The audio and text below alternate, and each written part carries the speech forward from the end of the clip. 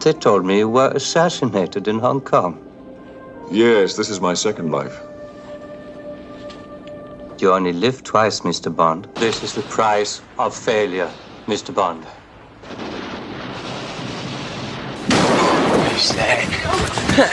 Push that. Mr. Bond.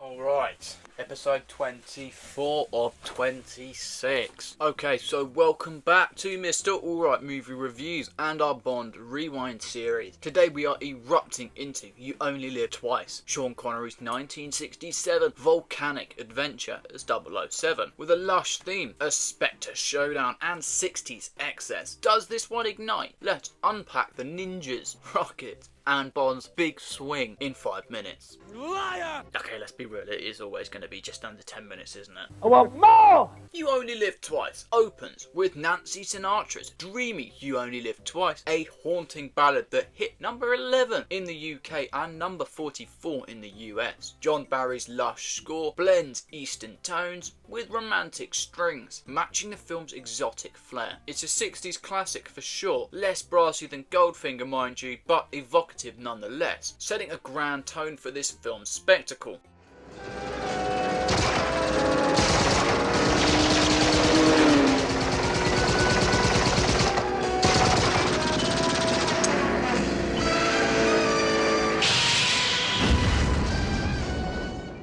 Its ethereal vibe hooks audiences, cementing its nostalgic charm, and Sean Connery delivers a commanding but unchanged 007, although there is fatigue showing in his 5th outing. In You Only Live Twice, he's suave yet strained navigating Japan with charm and grit, his action like the ninja training, and quips shine, but he's less sharp than he was in Goldfinger. Now, you're going to need some very close protection tonight in Tokyo because, well, that's when they'll try and get at you. You'll need the best man we've got. And who do you suggest? Well, me. Connery's charisma still hooks audiences, outpacing Moore's camp, though his frustration with the role hints at his sudden exit. His iconic presence carries the film defining 60s Bond as a blend of polish and power before Lazenby's one-off movie. Connery is joined in this film by Mie Hammer and Akiko Wakabayashi. I don't mean to butcher these names, guys, by the way, I do apologise. But they're joining us as Japanese agents, with Donald Pleasance as a scar-faced Blofeld, Spectre's chilling boss, finally revealed. I am Ernst Stavro Blofeld. Although I must admit, hearing a completely different voice and then finally seeing Blofeld massively cheapened the effect it should have had, at least for me. The plot follows Bond faking his death to stop a spacecraft hijacking scheme in Japan. Gadgets include Little Nelly, a weaponized auto gyro. I don't even know what one of those is.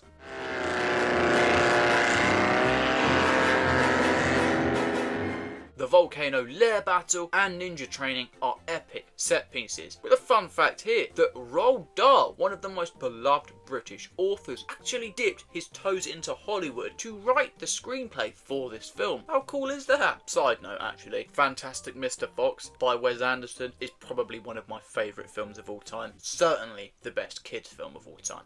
Are you cussing with me? No, you cussing with me? Anyway, You Only Live Twice amplifies Thunderball's spectacle, leaning into blockbuster excess that foreshadows Moore's camp. Blofeld's reveal and massive set push Connery's era to its flashiest, contrasting on Her Majesty's Secret Service's restraint.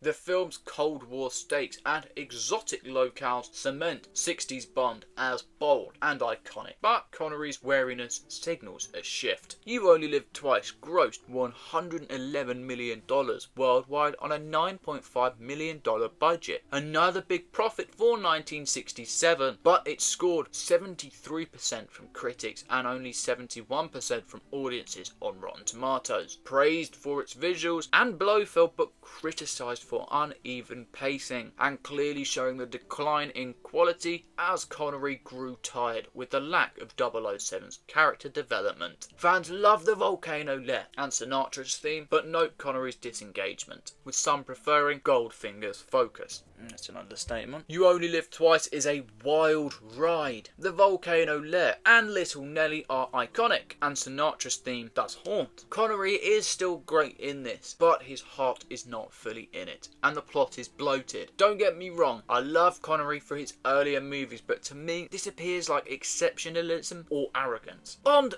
made his career, and while I appreciate not wanting to be typecast, in my opinion that is just an excuse from actors. Take a look at Matt Smith, for example, where Christopher Eccleston left the role as Doctor Who after just one season for fears of typecasting. Matt Smith put 3 in the bag and has now gone on to have an illustrious career since. He's now pegged to feature in Star Wars, for example. Back to Bond though. Blofeld's revealed is cheapened, in my opinion, by the accent or voice change, and the pacing sags at points. It's big, it's bold, and it's very 60s, but I can only really give it a 6 out of 10 in my opinion, for its spectacle, legacy, but scattered story. Is this Connery's last hurrah for you? Drop your thoughts in the comments below, because that is You Only Live Twice Erupted, and next is Diamonds Are Forever, Connery's comeback after Lazenby's undeserved flop. But if the Bond Rewind has got you hooked, then smash like and subscribe for our 26 episode ranking. We have one more film to review, and then all of them get ranked in the culmination episode. I'm excited. Huge thank you to Jagex for letting us use old school RuneScape music as creators, but more importantly a thank you to you for watching until the end. You're doing huge favours for my engagement as a smaller YouTuber, and it means the world to me. So thank you my friend, take care,